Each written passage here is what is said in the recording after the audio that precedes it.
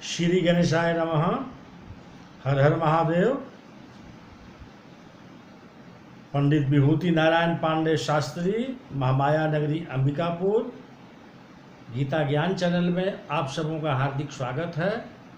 माताओं एवं बहनों एवं प्रिय साथियों, आप लोग कैसे हैं? आशा करता हूं कि आप लोग अच्छे से होंगे और मैं भी बहुत अच्छे से हूं। तो आइए, आज आप लोगों को मैं सृष्टि का वर्णन के बारे में बतलाता हूँ। तदंतर नारद के पूछने पर ब्रह्मा जी बोले, मुने, हमें पूर्वोक्त आदेश देकर जब महादेव जी अंतर्ध्यान हो गए, तब मैं उनकी आज्ञा का पालन करने के लिए ध्यानमय हो कर्तव्य का विचार करने लगा। उस समय भगवान शंकर को नमस्कार करके श्री हरि से ज्ञान पाकर परमानंद को प्राप्त हो मेरे सृष्टि करने का ही निश्चय किया। तात भगवान विष्णु भी वहाँ सदाशिव को प्रणाम करके मुझे आवश्यक उपदेश दे तत्काल अदृश्य हो गए। वे ब्रह्मांड से बाहर जाकर भगवान शिव की कृपा प्राप्त करके वैकुंठ धामों जा पहुँचे और सदा वहीं रहने लगे। मैंने सृष्टि की इच्छा से भगवान शिव का, विष्णु का स्मरण करके पहले के रचे हुए जल में अपनी असली अंजलि डालकर जल को ऊपर की ओर उछाला। इससे वहाँ एक अंड प्रकट हुआ जो 24 तत्वों का समूह कहा जाता है। विप्रवर वह विराट आकार वाला अंड जड रूप ही था। उसमें चेतना न देखकर मुझे बड़ा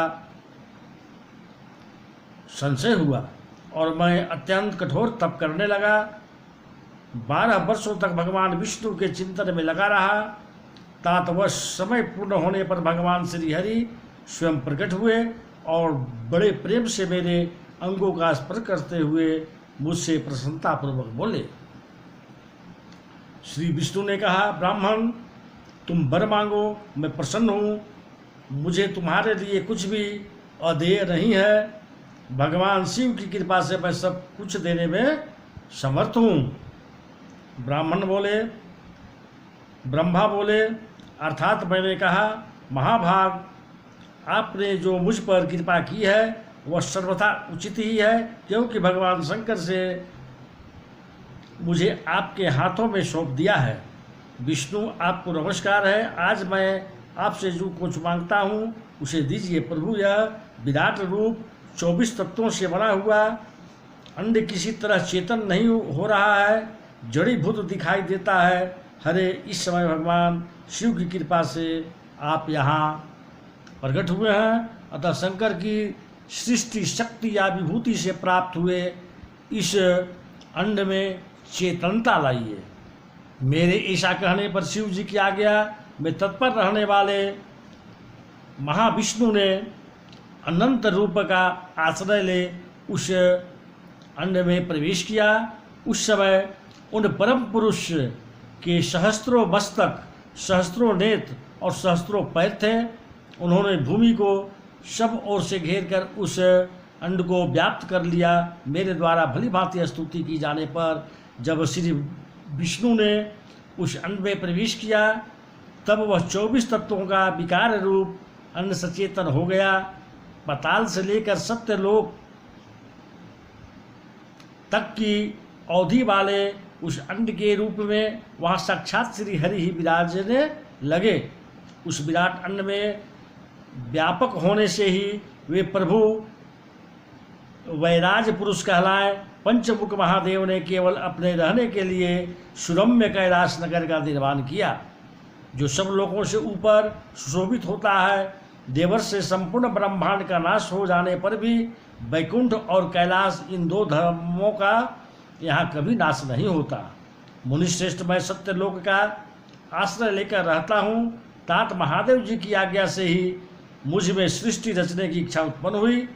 बेटा, जब मैं सृष्टि की इच्छा से चिंतन करने लगा, उस समय पहले मुझसे अनजाने में ही पापपूर्ण तमो गुणी सृष्टि का प्रादुर्भाव हुआ। जिसे अविद्या पंचक कहते हैं। तदंतर प्रसन्नचित्त होकर शंभु की आज्ञा से मैं पुनः अनासक्त भाव से सृष्टि का चिंतन करने लगा। उस समय मेरे द्वारा स्थावर संज्ञाक वृक्ष आदि की सृष्टि हुई, जिसे मुख्य सर्ग कहते हैं। यह पहला सर्ग है। उसे देखकर तथा वह अपने लिए पुरुषार्थ का साधक नहीं है, यह जानकर सृष्टि की इच्छा वाले मुझ ब्रह्मा से दूसरा सर्ग प्रकट हुआ, जो दुख में भरा हुआ है। उसका नाम है तीर्थस्त्रोत्रा। वह सर्ग भी पुरुषार्थ का साधक नहीं था। उसे भी पुरुषार्थ साधन की शक्ति से रहित जान जब मैं पुनः सृष्टि का चिंतन करने लगा, तब मुझसे शीघ्र ही तीसरे सात्विक सर्ग का प्रादुर्भाव हुआ, जिसे उधर्व स्त्रोता कहते हैं। ये देव सर्ग की नाम से विख्यात हुआ। देव सर्ग सत्यवादी तथा अत्यंत सुखदायक है। उसे भी पुरुषार्थ साधन की रुचि एवं अधिकार से रहित मानकर मैंने अन्य सर्ग के लिए अपने स्वामी श्री शिव का चिंतन आरंभ किया। तब भगवान शंकर की आज्ञा से एक रजोगुणी सृष्टि का प्रादुर्भाव हुआ, जिसे अरवाक स्त्रोता कहा गया है। इस सर्ग की प्राणी मनुष्य हैं, जो पुरुषार्थ साधन के उच्च अधिकारी हैं। तदंतर महादेव जी की आज्ञा से भूत आदि की सृष्टि हुई। इस प्रकार मैंने 5 तरह की वैकृत सृष्टि का निर्माण किया। इनके सिवा 3 प्राकृतिक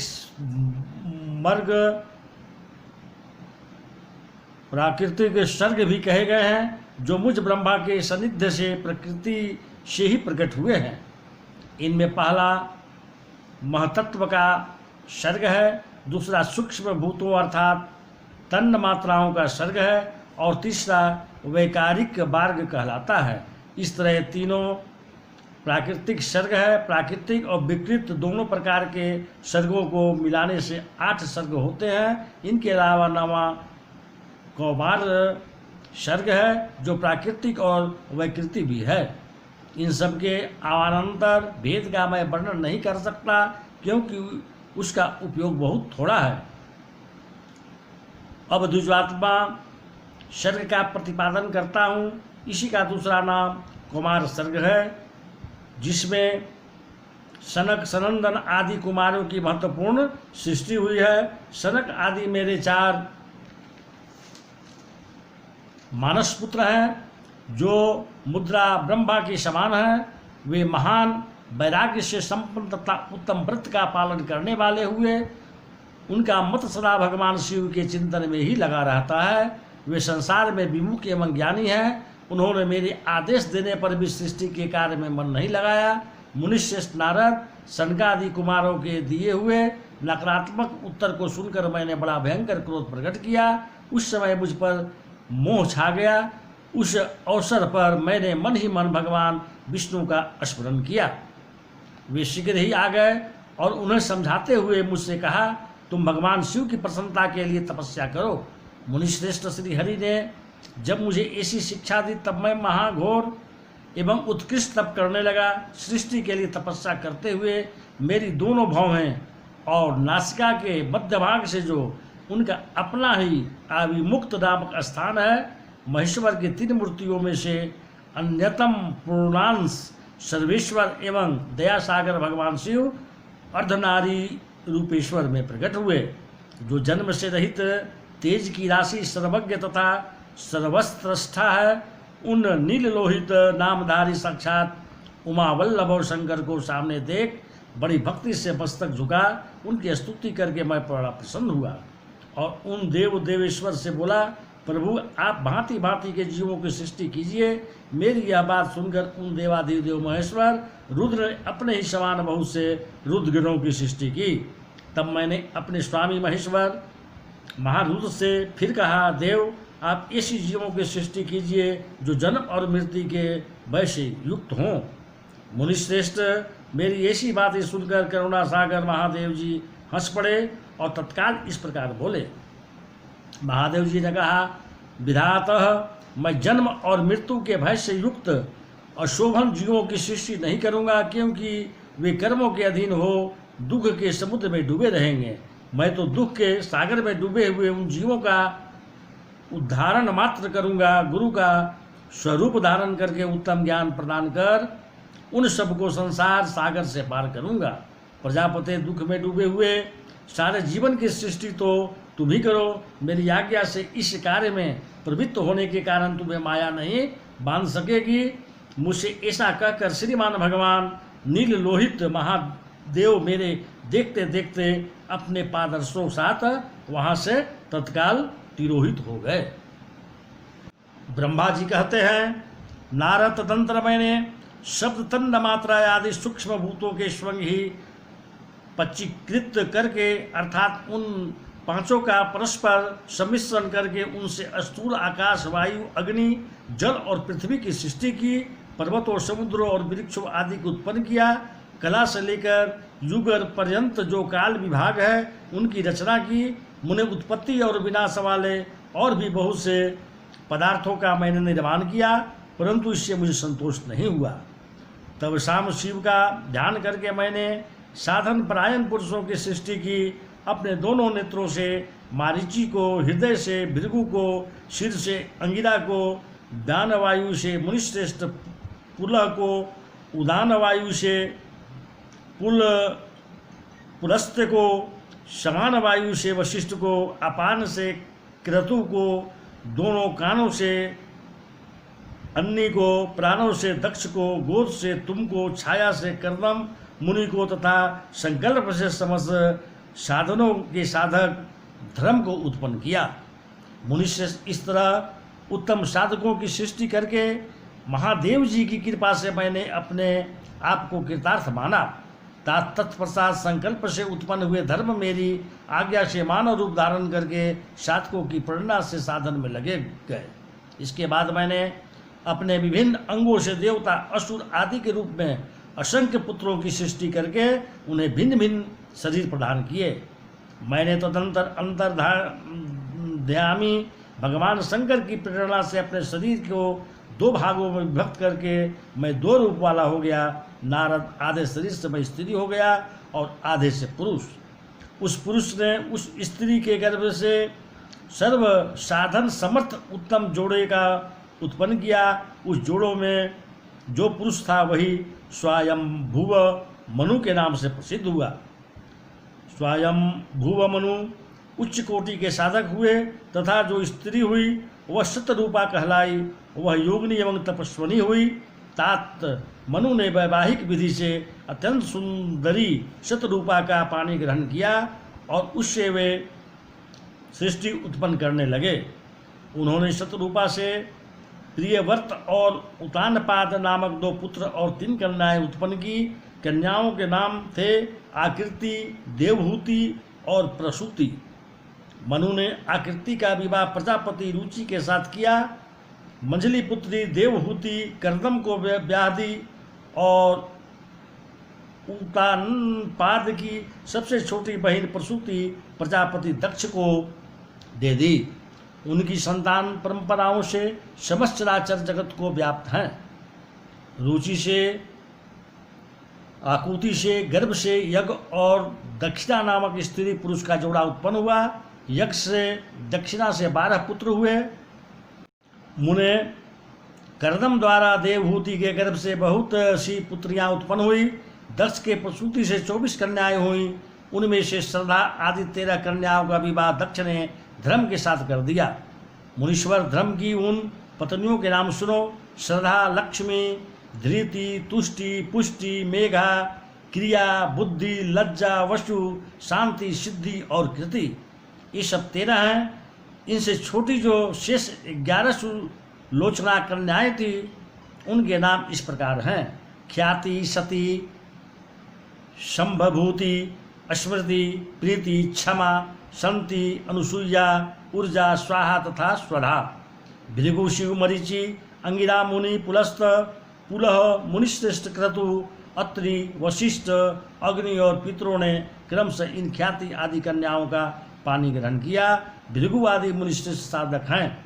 इनकी संतानों से चराचर प्राणियों सहित सारी त्रिलोकी भरी हुई है। इस प्रकार अंबिकापति महादेव जी की आज्ञा से अपने पूर्व कर्मों के अनुसार बहुत से प्राणी असंख्य श्रेष्ठ द्विजों के रूप में उत्पन्न हुए। कल्प भेद से दक्ष के 60 कन्याएं बताई गई हैं। उनमें से 10 कन्याओं का विवाह उन्होंने धर्म के साथ किया। 27 कन्याएं चंद्रमा को ब्याह दी और विधि पूर्वक 13 कन्याओं का हाथ दक्ष ने कश्यप के हाथ में दे दिया। नारद में उन्होंने 4 कन्याएं श्रेष्ठ रूप वाले ताक्षर्य को ब्याह दी तथा भृगु, अंगिरा और कुशाश्व को 2-2 कन्याएं अर्पित की। उन स्त्रियों से उनके पतियों द्वारा बहुसंख्य चराचर प्राणियों की उत्पत्ति हुई। मुनिश्रेष्ठ दक्ष ने महात्मा कश्यप को जिन 13 कन्याओं का विधिपूर्वक दान किया था, उनकी संतानों से सारी त्रिलोकी व्याप्त है। स्थावर और जंगम कोई भी सृष्टि ऐसी नहीं है जो कश्यप की संतानों से शून्य हो। देवता, ऋषि, दैत्य, वृक्ष, पक्षी, पर्वत तथा तृण, लता आदि सभी कश्यप पत्नियों से पैदा हुए हैं। इस प्रकार दक्ष कन्याओं की संतानों से सारा चराचर जगत व्याप्त है। पताल से लेकर सत्यलोक पर्यंत समस्त ब्रह्मांड निश्चय ही उनकी संतानों से सदा भरा रहता है, कभी खाली नहीं होता। इस तरह भगवान शंकर की आज्ञा से ब्रह्मा जी ने भली भांति सृष्टि की। पूर्व काल में सर्वव्यापी शंभु ने जिन्हें उद्धत हूँ, तुम अपना मनोरथ बताओ। यह वाणी सुनकर तपस्या के धनी कुबेर ने ज्यों ही आंखें खोलकर देखा त्यों ही उमा वल्लभ भगवान श्रीकंठ सामने खड़े दिखाई दिए। वे उदय काल के सहस्त्रों सूर्यों से भी अधिक तेजस्वी थे और उनके मस्तक पर चंद्रमा अपनी चांदनी बिखेर रहे थे। भगवान शंकर के तेज से उनकी आंखें चौंधिया गई, उनका तेज प्रतिहत हो गया और वे नेत्र बंद करके मनोरथ से भी परे विराजमान देवेश्वर शिव से बोले, नाथ मेरे नेत्रों का वह दृष्टि शक्ति दीजिए जिसमें आपके चरण बिंदुओं का दर्शन हो सके। स्वामी, आपका प्रत्यक्ष दर्शन हो, यही मेरे लिए सबसे बड़ा वर है। इस दूसरे किसी वर से मेरा क्या प्रयोजन है। चंद्रशेखर, आपको नमस्कार है। कुबेर जी की यह बात सुनकर देवाधिदेव उमापति ने अपनी हथेली से उनका स्पर्श करके उन्हें देखने की शक्ति प्रदान की। दृष्टि शक्ति मिल जाने पर यज्ञदत्त के उस पुत्र ने आंखें फाड़ फाड़ कर पहले उमा की ओर भी देखना आरंभ किया। वह मन ही मन सोचने लगा, भगवान शंकर के समीप यह सर्वांग सुंदरी कौन है? इसने कौन सा ऐसा तप किया है जो मेरी भी तपस्या से बढ़ गया है? यह रूप, यह प्रेम, यह सौभाग्य और यह असीम शोभा सभी अद्भुत हैं। वह ब्रह्म कुमार बार बार यही कहने लगा। जब बार बार यही कहता हुआ वह क्रूर दृष्टि से उनकी ओर देखने लगा, तब वामा के अवलोकन से उनकी बाईं आंख फूट गई। तदंतर देवी पार्वती ने महादेव जी से कहा, प्रभु यह दुष्ट तपस्वी बार बार मेरी ओर देखकर क्या बक रहा था? आप मेरी तपस्या के तेज को प्रकट कीजिए।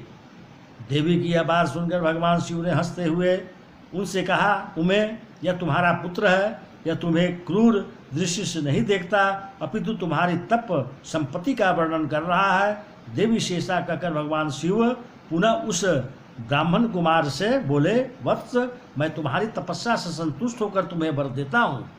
तुम निधियों के स्वामी और गुहों के राजा हो जाओ। सुब्रत, यक्षों, किन्नरों और राजाओं के भी राजा होकर पुण्यजनों के पालक और सबके लिए धन के दाता बनो। मेरे साथ तुम्हारी सदा मैत्री बनी रहेगी और मैं नित्य तुम्हारे निकट निवास करूंगा। मित्र, तुम्हारी प्रीति बढ़ाने के लिए मैं अलका के पास ही रहूंगा। आओ, इन उमा देवी की चरणों में साष्टांग प्रणाम करो, क्योंकि तुम्हारी माता हैं। महाभक्त यज्ञदत्त कुमार, तुम अत्यंत प्रसन्नचित्त से इनकी चरणों में गिर जाओ। ब्रह्मा जी कहते हैं, नारद, इस प्रकार वर देकर भगवान शिव ने पार्वती देवी से फिर कहा, देवेश्वरी, इस पर कृपा करो। तपस्वनी, यह तुम्हारा पुत्र है। भगवान शंकर का यह कथन सुनकर जगदम्बा पार्वती ने प्रसन्नचित्त हो यज्ञदत्त कुमार से कहा, वत्स, भगवान शिव में तुम्हारी सदा निर्मल भक्ति बनी रहे। तुम्हारी बाईं आंख तो फूट ही गई, इसलिए एक ही पिंगल नेत्र से युक्त रहो। महादेव जी ने जो वर दिए हैं वे सब उसी रूप में तुम्हें सुलभ हो। बेटा, मेरे रूप के प्रति ईर्ष्या करने के कारण तुम कुबेर नाम से प्रसिद्ध हो जाओगे। इस प्रकार कुबेर को वर देकर भगवान महेश्वर पार्वती जी के साथ अपने विशेश्वर धाम में चले गए। इस तरह कुबेर ने भगवान शंकर की मैत्री प्राप्त की और अलकापुरी के पास जो कैलाश पर्वत है वह भगवान शंकर का निवास हो गया। तो आज मैं आप लोगों को 17वां से लेकर और 19 अध्याय तक का मैं वर्णन किया। तो आज मैं अपनी वाणी को विराम देता हूँ। पुनः मैं कल मिलूँगा। नमस्कार।